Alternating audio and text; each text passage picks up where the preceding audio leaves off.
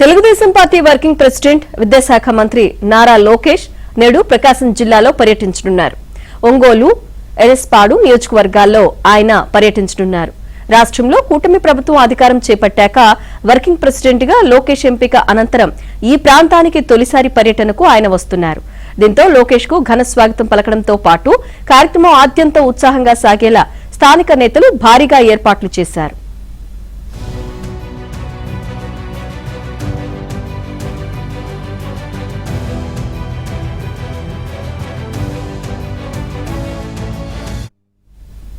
Schedule ప్రకారం ఉదయం 9 గంటలకు ఎస్ఎన్పాడు నియోజకవర్గ సరిహద్దు అయిన గుండ్లాపల్లి గ్రోత్ సెంటర్ కు లోకేష్ చేరుకుంటారు. అనంతరం మద్దిపాడు, ఏడుగుండ్లపాడు మీదుగా చదలవాడ సమీపంలోని రవిప్రియ చతుర్వాటిక వద్దకు వస్తారు. అక్కడ రవిప్రియ రాడిసన్ హోటల్ నిర్మాణానికి భూమి పూజ చేస్తారు. అక్కడి నుంచి త్రోవగుంట మీదుగా ఒంగోలులోకి ప్రవేశిస్తారు. ఉత్తర బైపాస్ రోడ్డు బ్రిడ్జ్ వద్ద విగ్రహాల ఆవిష్కరణ, రంగరాయుడు చెరువు వద్ద తాగునీటి పథకం పనుల పైలాన్ ఆవిష్కరణ, డీసీసీబీ నూతన భవన ప్రారంభోత్సవం, రిమ్స్ లో అభివృద్ది పనులకు శంకుస్థాపన చేస్తారు.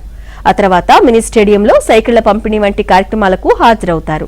అనంతరం ఒంగోలు నియోజకవర్గ కార్యకర్తల సమావేశంలో పాల్గొంటారు. ఆ మేరకు లోకేష్ 2 రూట్ మ్యాప్ ను కూడా పార్టీ నేతలు సిద్ధం చేశారు.